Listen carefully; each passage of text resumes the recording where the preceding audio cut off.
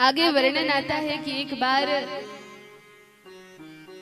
वसुदेव महाराज और नव योगेंद्र। वसुदेव जी कौन है?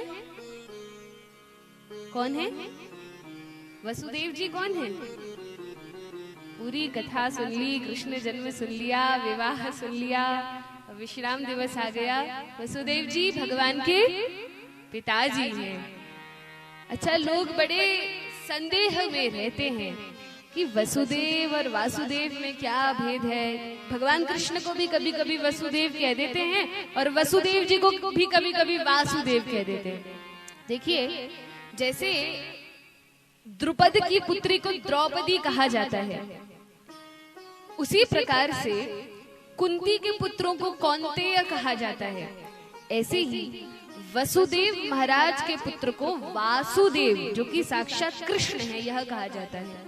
तो वसुदेव जी भगवान के पिता हैं और उनके पुत्र होने के कारण भगवान का नाम वासुदेव है। ऐसे ही कुछ लोगों में बड़ा संदेह होता है कि भगवत गीता और श्रीमद् भागवत में क्या अंतर है। गीता भागवत को सब एक ही समझ लेते हैं। तो श्रीमद् भगवत गीता क्या है?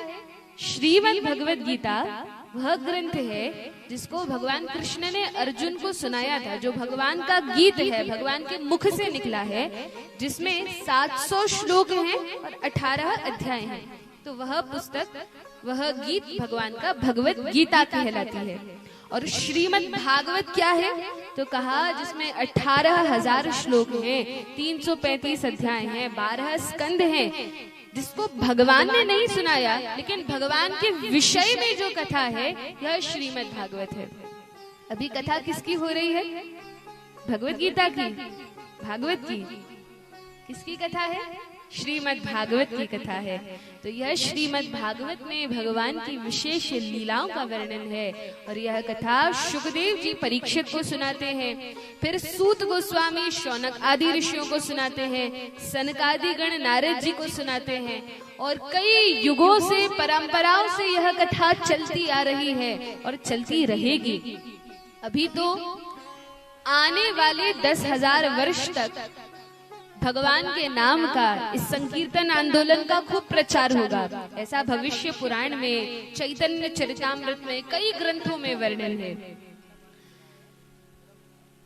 जिस समय वसुदेव जी और नव योगेंद्रों की भेंट होती है और वसुदेव महाराज नव योगेंद्रों से पूछते हैं कि हे नव योगेंद्र गण, आप तो जानते हैं, आप तो महात्मा हैं, आप जानते हैं भगवान के विषय में, भगवान कब कौन से युग में कौन सा अवतार लेते हैं।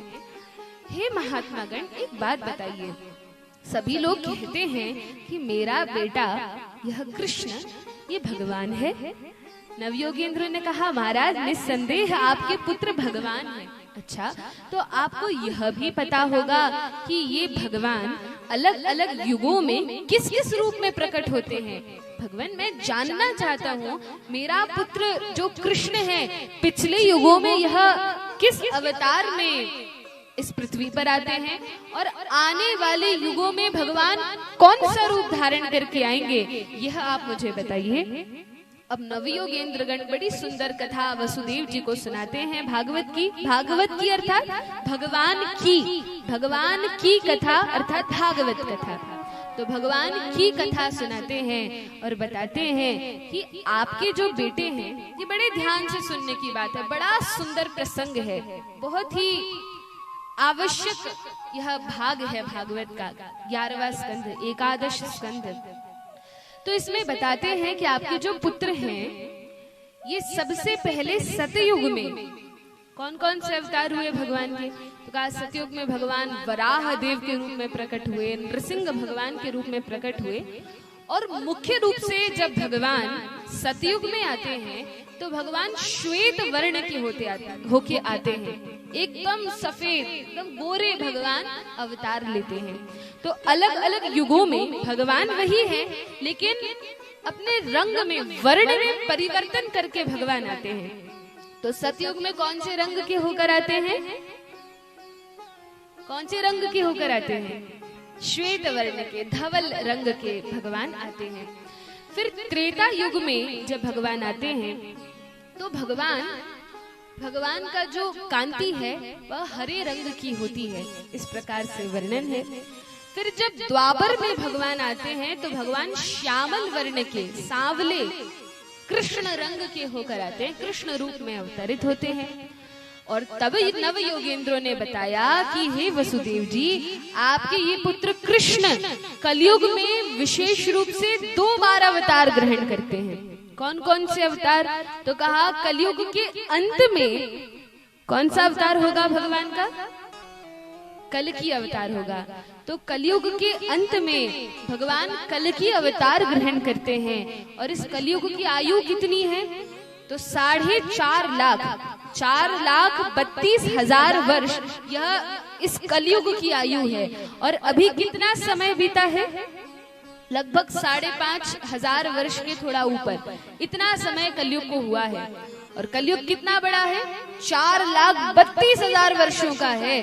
तो अभी तो बिल्कुल थोड़ा सा समय बीता है, अभी तो संपूर्ण कलयुग बाकी है। और अभी ही हम देखते हैं कि ऐसी स्थिति है लोगों की, तो विचार कीजिए आगे जो समय आने वाला है उसमें और क्या होगा। अभी तो 5,500 वर्ष बीते हैं कलयुग के, 4 लाख तो पूरे बाकी हैं, 4,20,25,000 वर्ष बाकी हैं। उसमें क्या होगा इस कलयुग का, कैसे लोग होंगे, क्या दशा होगी, इसका भी वर्णन है भागवत में। वर्णन है कि जो आज हमें धाम दर्शन करने का अवसर मिलता है, हम तीर्थों में वृंदावन, मथुरा, गोकुल, नंदगांव, बरसाना अथवा अयोध्या जी या हरि क्षेत्र, कुरुक्षेत्र आदि स्थलों पर जाते हैं, यह सब कुछ नहीं बचेगा। आने वाले समय में ये सभी तीर्थ, ये सभी धाम लुप्त हो जाएंगे, सब वैकुंठ पहुंच जाएंगे। वैकुंठ से ही आए हैं ये धाम, वैकुंठ पहुंच जाएंगे। आज जिन गोवर्धन पर्वत की परिक्रमा करने का हमें अवसर प्राप्त होता है, ये गोवर्धन पर्वत नहीं रहेंगे, तिल मात्र तो प्रतिदिन ये कम होते जा रहे हैं। आगे आने वाले कलयुग में गोवर्धन पर्वत नहीं रहेंगे, कोई परिक्रमा नहीं कर पाएगा।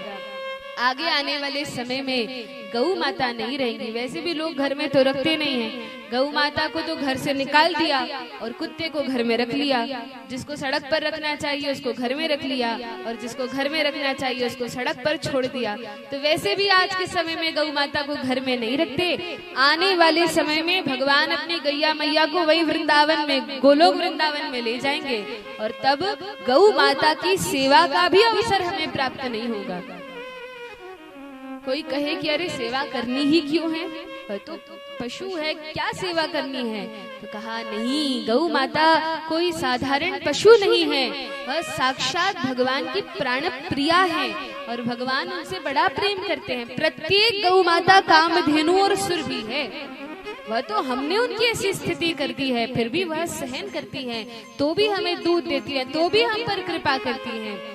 हमें प्रयास करना चाहिए। यदि भगवान ने हमें कोई भी योग्यता दी है, कोई भी सामर्थ्य दी है, कोई भी अधिकार दिया है, और हम अपनी योग्यता से, अपनी क्षमता से यदि गौ माता की सेवा में थोड़ा भी योगदान कर सकते हैं या उनकी रक्षा में थोड़ा भी योगदान कर सकते हैं, तो हमें अपनी संपूर्ण सामर्थ्य से उनकी सेवा में लगना चाहिए। तो इस प्रकार से गौ माता के विषय में बताया है। यह भी वर्णन है कि जिन तुलसी का आज हमें दर्शन मिलता है, जिन तुलसी पत्र को हम भगवान को निवेदित करते हैं, चढ़ाते हैं, भगवान की सेवा में उपयोग करते हैं, भगवान के अर्चन में उपयोग करते हैं, ये तुलसी जी भी कलयुग के अंत तक नहीं बचेंगी, ये भी भगवान के धाम चली जाएंगी। और तब विचार कीजिए कैसे भगवान को भोग लगाएंगे, कैसे पूजा करेंगे। अच्छा, भोग से याद आया, कल एक कथा सुनाई थी, याद है आप सभी को? क्या कथा थी? भगवान को भोग लगाने की। तो अब यह बताइए किस किस ने जाकर भगवान को भोग लगाया? सच सच बताइएगा। अच्छा, कुछ लोगों ने लगाया, कोई बात नहीं, आज भूल गए, पहली बारी सुना था। कौन कौन अब जाकर भोग लगाएगा? तो भी देख रहे हैं अगल बगल में, इसने हाथ उठाया कि नहीं, उसने हाथ उठाया कि नहीं। ये तो आपको सोचना है, आप अपने घर में भोजन बना के भोग लगाएंगे कि नहीं भगवान को? तो भगवान को भोग अवश्य लगाना चाहिए, क्योंकि गीता में वर्णन है यदि कोई व्यक्ति भगवान को बिना अर्पण किए कोई भी वस्तु ग्रहण करता है तो वह चोर कहलाता है। चोर क्यों कहलाता है? क्योंकि जो भी वस्तु हमें दी जा रही है, अब चाहे पृथ्वी से गेहूं उपज रहे हो, चाहे वृक्ष पर फल लग रहे हो, सब्जी लग रही हो, ये सब किसने दिया? हमारे बाप दादा फैक्ट्री लगा के गए थे सब्जियों की, या ये अन्न नहीं, ये किसने दिया? यह सब भगवान ने दिया है। भगवान की पृथ्वी है, भगवान की उपज है, भगवान की प्रकृति है, सब कुछ भगवान दे रहे हैं। और उनकी वस्तु यदि उन्हें अर्पण किए बिना हम खाएंगे तो वह चोरी कहलाएगी। इसलिए भगवान को पहले निवेदित करना चाहिए और फिर हमें उसको ग्रहण करना चाहिए। कथा तो 7 दिन की होती है। 7 दिन हम बड़े उत्साह से, प्रेम से आते हैं, श्रवण करते हैं।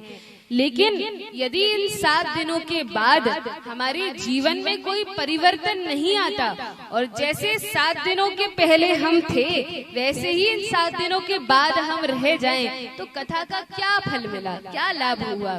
तो क्या करना चाहिए? कथा से कुछ विषयों को, सब कुछ नहीं ले जा सकते, पर कोई एक बात पकड़ के अपने घर ले जाना चाहिए और उसका पालन करना चाहिए। एक बात भी यदि इस कथा से आप लेकर जाएंगे तो निश्चित कल्याण होगा।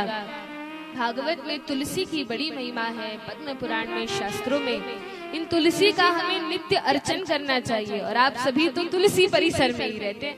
विचार कीजिए, यदि तुलसी माता का पूजन नहीं करेंगे तो कैसा लगेगा उन्हें? बल्कि इस तुलसी परिसर में, जो कि तुलसी का ही परिसर है, घर घर में तुलसी माता होनी चाहिए। उन्हें सुंदर वस्त्र, चुनरी पहनाना चाहिए, उनका पूजन करना चाहिए नित्य। और प्रतिदिन माता तुलसी की 4 परिक्रमा करना चाहिए और उन वृंदा देवी से प्रार्थना करनी चाहिए कि हे वृंदा देवी, हमें तो क्षमता नहीं है, सामर्थ्य नहीं है, योग्यता नहीं है कि हम भगवान को प्राप्त कर सके, लेकिन आप तो भगवान की नित्य सेवा में गोलोक वृंदावन धाम में हैं। आप हम पर कृपा कीजिए, हमें भगवान की भक्ति प्रदान कीजिए और हमें इस योग्य बनाइए कि हम राधा कृष्ण की सेवा में लग सके, उनकी भक्ति कर सके। और जिन जिन के घर में तुलसी मैया होती हैं तो क्या होता है, तो श्रवण कीजिए। जिन जिन के घर में प्रतिदिन होती है तुलसी पूजन, जिन जिन के घर में प्रतिदिन होती है तुलसी पूजन, जिन जिन के घर में प्रतिदिन होती है तुलसी पूजन, जिन जिन के घर में प्रतिदिन होती है तुलसी पूजन,